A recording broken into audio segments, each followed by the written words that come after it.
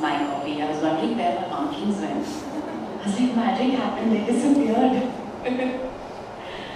Okay.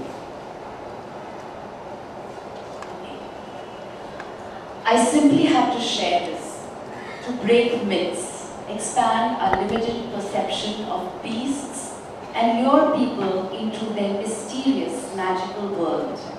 I have woven the nature of animals into the vanishing. I was also faced with the harsh reality of how imperiled India's wildlife is.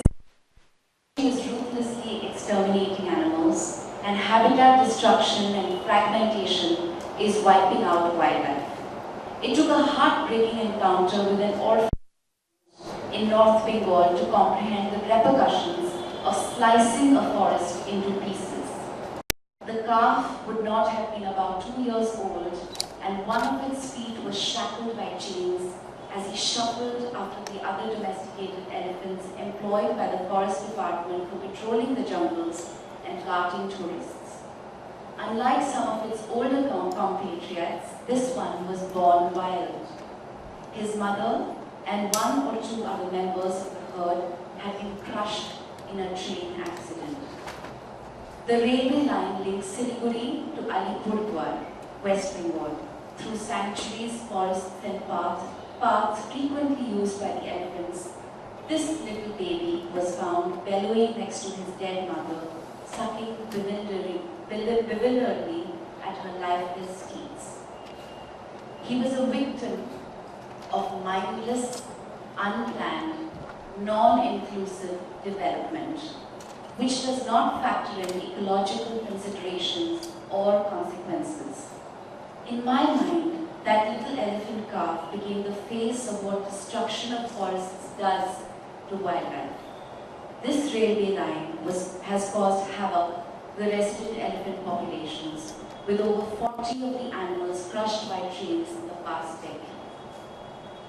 Along with other development activities such as roads, it has disrupted forests, pushing the distraught animals into the rapidly expanding urban areas that now engulf their jungles.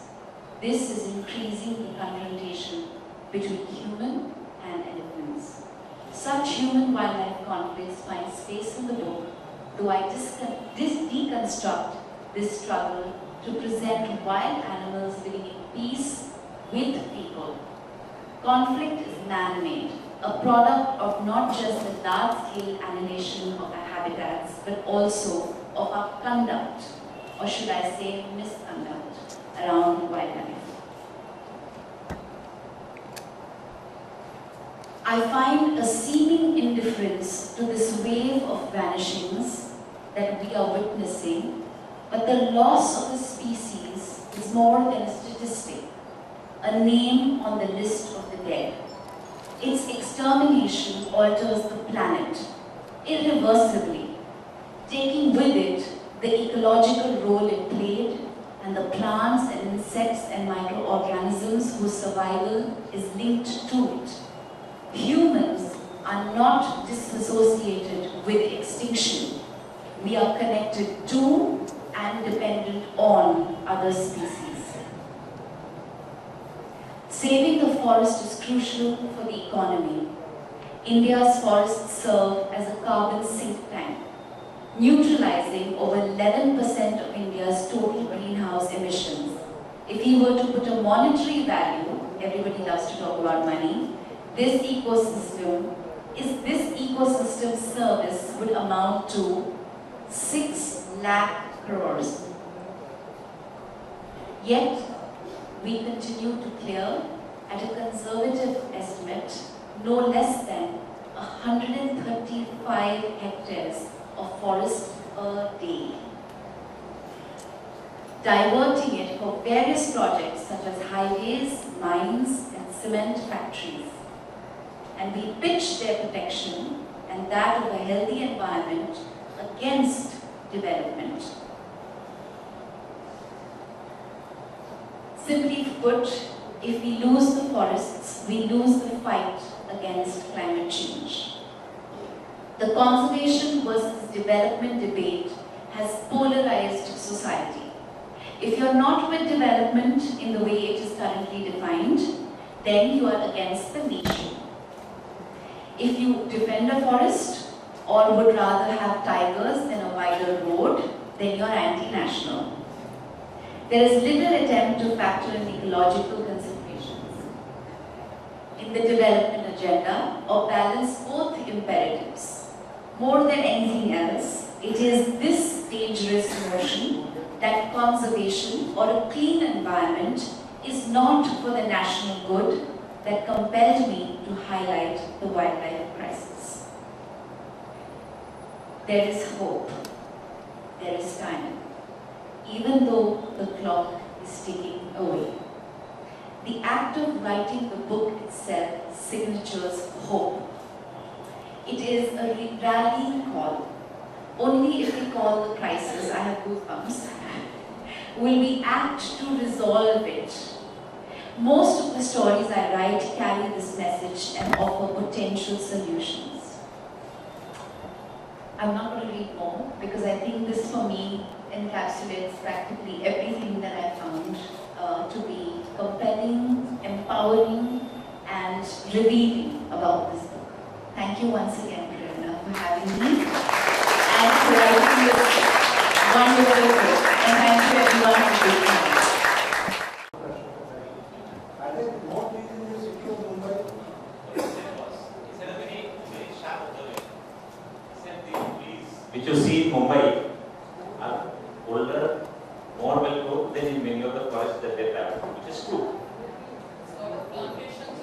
And also trees which are not surviving, trees which are thriving, which have been locked into use. But most of the forests like French, you don't find old trees. The old trees were cut. And they are not even covered trees. 71.